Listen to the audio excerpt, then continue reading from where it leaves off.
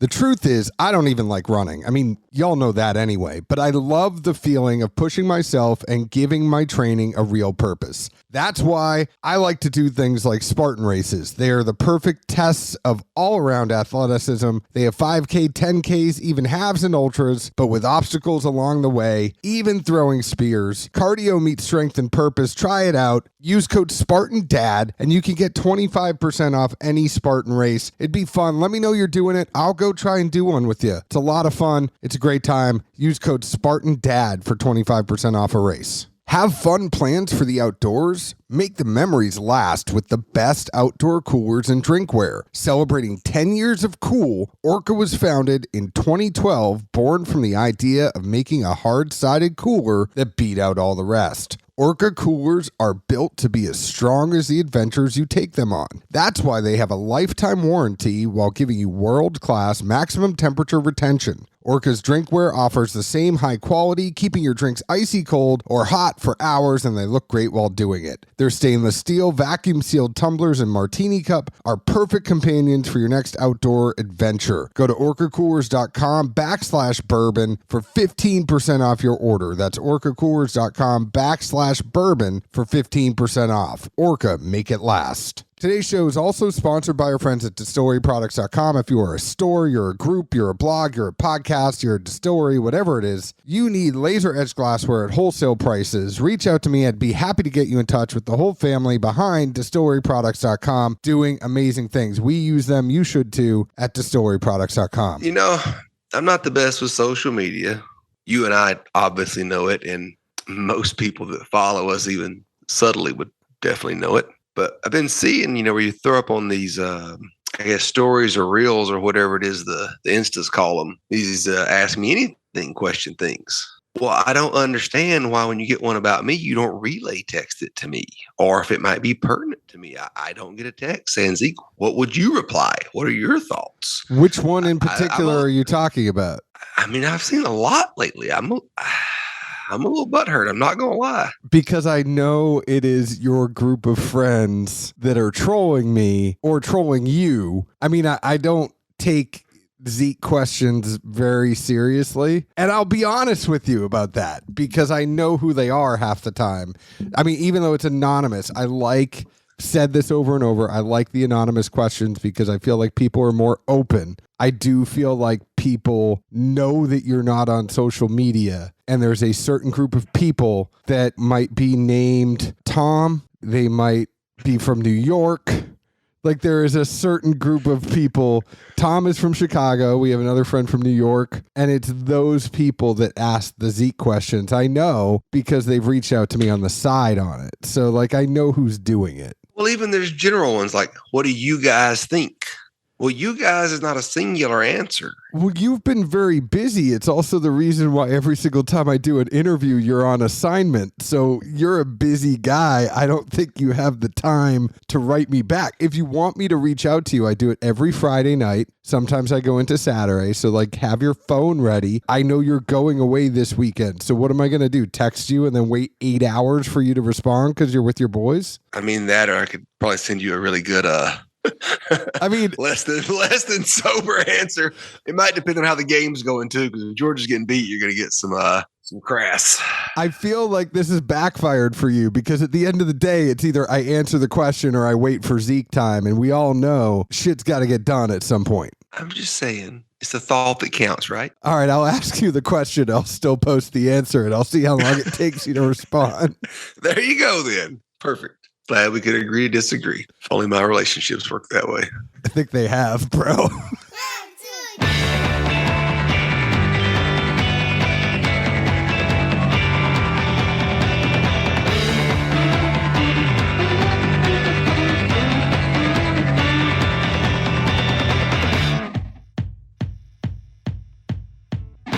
Hello, everyone. My name is John Edwards. With me, as always, sometimes is Zeke Baker, and together we make the Dad's Drinking Bourbon. Wherever you are, whatever time it is, thank you for making us a part of your day. Zeke, there's so much I have to catch you up on, and then we're going to review a whiskey because I haven't got to record with you in a little bit. I've done a ton of interviews in between, so for those of you, I think there's 4 or 5 interviews coming up. Please pardon that Zeke is not there. It's okay. We need to get interviews in more, and sometimes I take them at wonky times, or I take them at times where Zeke's got his kids, so like we just do what we can. And I did at least listen to the Tim interview. I haven't gotten anything further past that. I've been really inundated with the rewatchables allowing their entire database to be available right now. I know we've talked about it a lot, I guess, for this current quarter or whatever run we're in, but you got to take advantage of things while they're there. And by God, that's what I'm doing. This has turned into a bourbon review, bourbon interview podcast, and Rewatchables fan podcast. Because, I mean, literally, if you all want to know, half the day, Zeke and I call each other, say, have you listened to this Rewatchables yet? I tell him I'm behind on editing because I end up like getting sucked into an episode of the Rewatchables. This week, I got sucked into Scent of a Woman. Hoo-ah! Like that just... it got me. So we're really trying to get that, good mix of interviews back in with the reviews. So look forward to that coming up. Well, plus, it's fall. We usually have a little more banter there.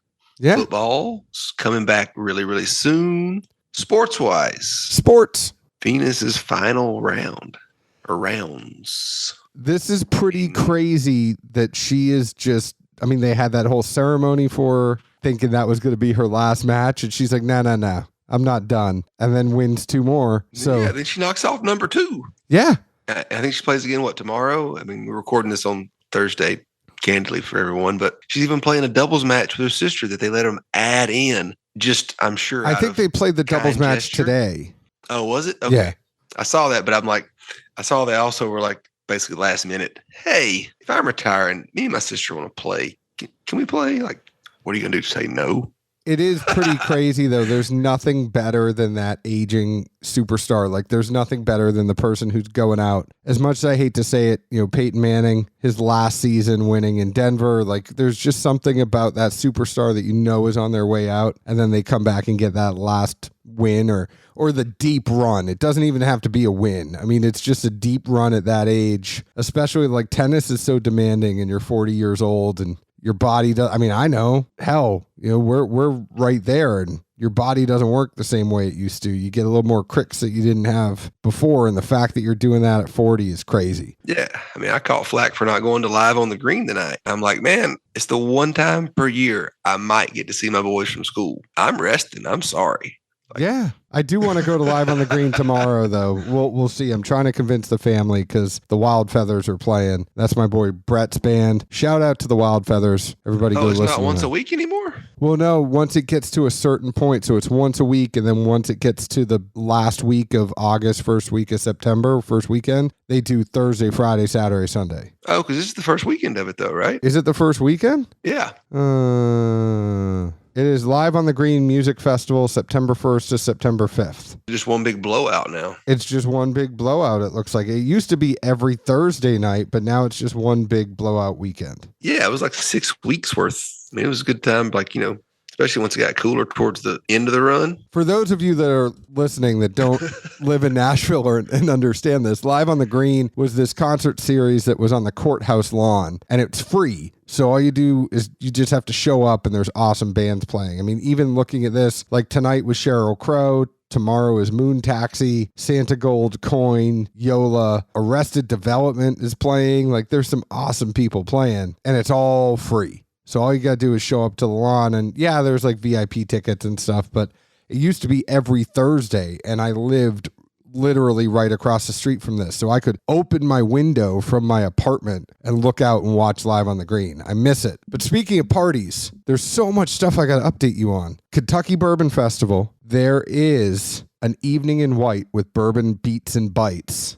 at Bardstown Bourbon Company. I got us tickets. You got to wear all white. Join us for our Kentucky Bourbon Festival after party. Experience an upscale evening with all white theme from casual to couture. Celebrate beverage, culinary, and distilling at the most modern distillery in the country. Upon arrival, you will be greeted with a welcome cocktail prepared by one of our own mixologists, delicious cuisine, vibrant music with a DJ, and an interactive evening of surprises and experiences. We'll also be celebrating the launch of our Chateau Labad 2. I just feel like anyone that was raised in the traditional Old South, you don't wear pastels till after Easter, and you don't wear white after Labor Day.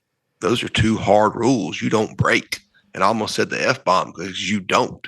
Well, I think you're going to have to break it this year. I mean, I got white Yeezys. That's the best I can do. You can't wear like a white V-neck? I mean, the only one I got's got some kid stains on it. What size shirt are you? I will buy you a white V-neck before this party. I'll find something maybe, but I'm just telling you, this is very faux pas. Very, very. It goes against things I was taught as a young child. And it goes against the ethos? You can stay home. Growing up in the South. You could stay home. I'll go drink all the Chateau Labad. You can stay home if you want to. You could just go back to the hotel, Mr. I can't like have fun and wear white and have a party. It's a timeless rule. Look it up. But if you want to go with us, I mean, I'm going to be there. I don't know if Zeke's going to be there. He might be that asshole that like has to be different. The rule has been around longer than bourbon. I don't know. Listen, I bought white jeans preparing for this. I bet you did, Panama Red. I did. I got a white hat. I got white shoes. I got white jeans. I'm ready to go. I mean, he tried to look like what's his name? The sheriff from Dukes of Hazzard? No. I mean, if I wore like a white bolo tie with it, but I'm going to wear a white t-shirt, white jeans, and I'm thinking black cross. You know, so like black cross, white shoes, white shirt, just a little pop of color. I mean, I could just go shirtless. I'm pretty pasty. That too. That too. The other thing is, y'all make sure we are moving over. We're still on Instagram, but we're moving over on Pix app. So go to Get Pix on Instagram, find them, find the app, download it. We're going to be putting our reviews in there. So after we do a review here, we'll wait a couple weeks. And this Basil Hayden Subtle Smoke, you'll also see us then enter a review into Pix app on it. Maybe Zeke will actually be doing some stuff, but there's a whole thing where you could do stuff with tasting. They can match your taste profile as well as going over and do posts and stuff like that. It's a lot of fun. I had a 3-hour call with them last week to go through fixing some of the UI stuff and making it better. So when I said before that I'm going to be working with them, literally had a call 3 hours with them last Friday going through the whole app and saying what are things we can make better. Check them out. Get Pix. Good people. All hell is breaking loose in my house right now. Sweet. Like my daughter is getting up out of bed and I'm hearing it. It's not good. Like I'm wondering if I'm going to have to get up at some point and go assist here. If the bat signal goes up, it goes up. Sometimes the bat signal goes up. I'm not hearing anything right now. It's quiet. We'll see. Let's see if we could get through this subtle smoke from Basil Hayden. So the other funny thing about the show, I feel like this is just a fun show because I haven't seen you in a minute. I have a whole bunch of samples to get you. I have the Larceny Barrel Proof to get you, the newest Elijah Craig Barrel Proof. Maybe it's going to be somebody's birthday soon and we can get a sample of that. There's my kids. Well, both your kids and some other people. So like somebody by the last name of Brown, it was his birthday. So we're going to drink some of that. We have a new Davies County. There's a lot of stuff I have to get to you this weekend, this Labor Day weekend. When you get back, I'm going to give you a whole bunch of samples. Although there are times where I look back and I'm like, man, that thing's been sitting on my shelf for a while. I feel like we missed that. And that's how it worked with this Basil Hayden Subtle Smoke because it was released in April. The press release came out in March. The press release came out March 31st. And it said, Basil Hayden challenges the notion that smoky spirits are harsh with its newest ultra premium bourbon and limited time offering, Basil Hayden Subtle Smoke. Artfully complex yet uniquely approachable, Basil Hayden Subtle Smoke is an entirely new take on smoky spirits that will capture the attention of whiskey connoisseurs and those new to the category. So the steps to create this bourbon begin with toasting and lightly charring a secondary barrel. Afterwards, hickory smoked chips are delicately ignited at a constant feed to produce smoke, which is then pumped into the barrel, resulting in soft, charred notes. This 6-month secondary aging process provides a smoother, more subtle take on smoky spirits and creates the perfectly sophisticated yet approachable introduction to both bourbon and Basil Hayden. Obviously, that is coming from the press release. Those are not my words. That's a high praise right there. We'll see when we taste it if it's true, but Freddie No said, "We continue to honor my grandfather Booker No's legacy of pushing the boundaries of what bourbon can be with the debut of Basil Hayden Subtle Smoke, a showcase of the many ways in which our bourbon can be layered, refined, and complex, yet approachable and inviting." So you get it. Everybody's kind of saying the same thing, right? You get it. Some other people say Basil Hayden Subtle Smokes is proof that bourbon can be complex and smoky, but doesn't need to be harsh. That was Jonathan Marks, Senior Brand Director, who said that. And then this is $49.99. It's non-age stated. It's 80 proof, as all Basil Hayden is. Anything else you need to know about this? I mean, this is kind of in that same category as their Caribbean Rye and the 2x2 Rye, where it's a total limited edition bourbon. I will say, I think normally neither one of us are too much on tasting notes from brands because they're usually pretty ambiguous or, like things that would just embody almost any product. But as vague as this is, it kind of hits the nail on the head. Artfully complex, yet approachable. I don't know if artfully was the word I would use. It's not really in my wheelhouse. It fits pretty well for this thing. And I really struggled. I didn't think the right word would be saying, like, put my thumb on this or to try and, grasp. I just struggled with actual notes to a fair degree. The first thing I wrote down was simply, well, it's not subtle. Beyond that, I kind of went all over the place. At times, I thought I was getting like some creosote. At times, there was maybe some bark. I almost even kind of got like, an aged Scotch, slightly like mothballish kind of taste. Something about the way the oak was portrayed, and maybe I'm wrong in saying the oak. Maybe it's the smoke that was literally smoke signals throwing me off. Oh, look at you. But no, I mean, like, honestly, even when I don't like the notes I get, I usually at least feel pretty good about what I put out on paper. But this one just threw me off strongly.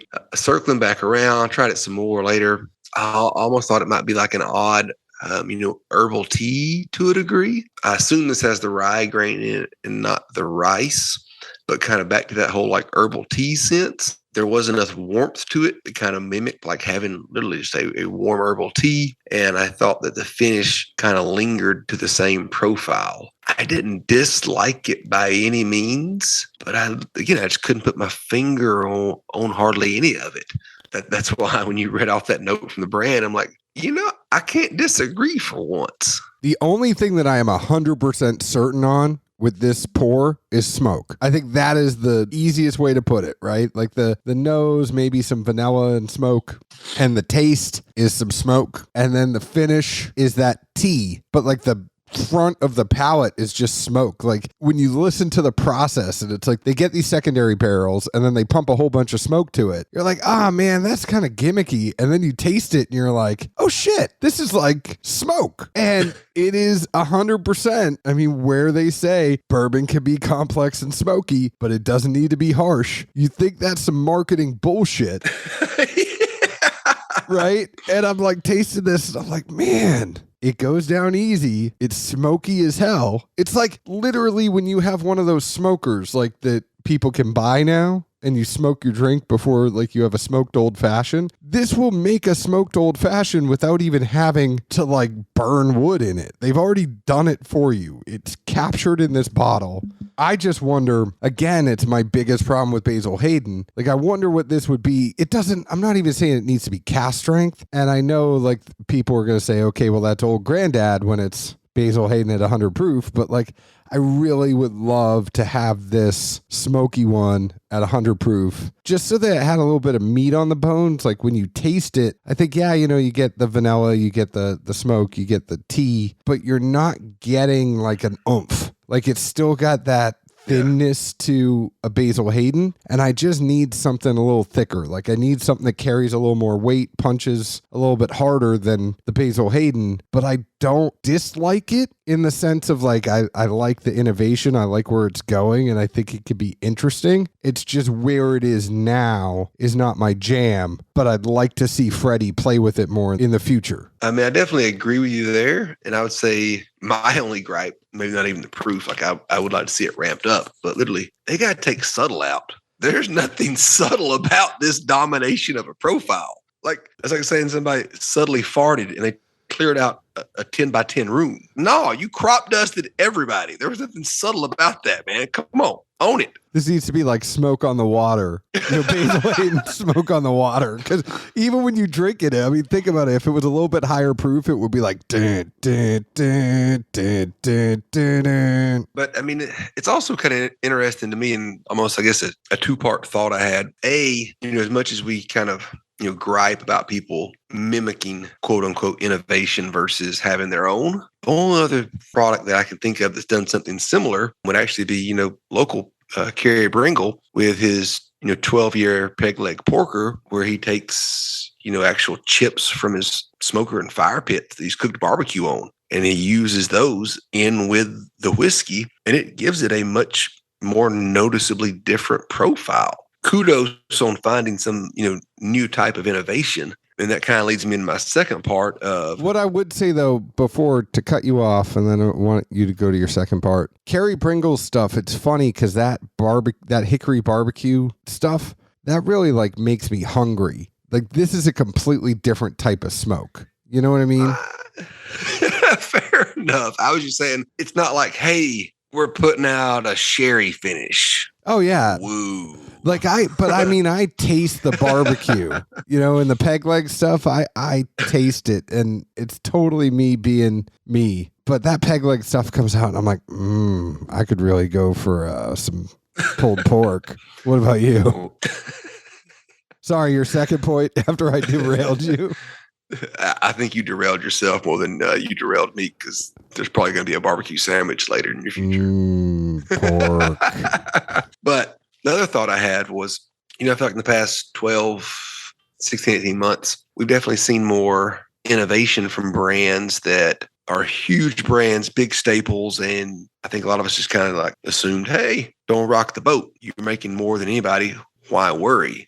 And then, I thought for a little while, Jack was leading the way with new releases, just different concepts and things and products they were putting out that really showed like, hey, y'all might not have known, but we were thinking about this a few years ago, because we all know you can't make whiskey overnight. But now with some of the stuff Beam's been rolling out, it's kind of like, oh, well, the other really, really big boy in whiskey apparently also had the same train of thought. Even though they were making more and selling more than anybody, they weren't just sitting on their heels and being complacent. So now I kind of wonder, like, well, what else are they going to put out? And if anything, they've got more money than anyone. So it's, to me at least, seemingly easier for them to put almost any product out. Because if they have one that even does mediocre, it ain't going to hurt the bottom line. No, I think if there's anything that's more evident that Freddie has been allowed to play around. I mean, even before he got made master distiller. But if Freddie was kind of like able to mess with some stuff, and Fred was like, hey, Freddie, you just go do your thing. We'll take care of you. And the brand team kind of is like, don't worry, Freddie, you go do your thing. We'll figure out a way to market it. Although I still really think they missed the mark with the toast, but needed to be called like rice. Well, they missed the marketing. Yeah. The mark was fine. It was a good product. Well, no, I'm saying the marketers missed the mark. Yeah, that's what I'm saying. They missed the point that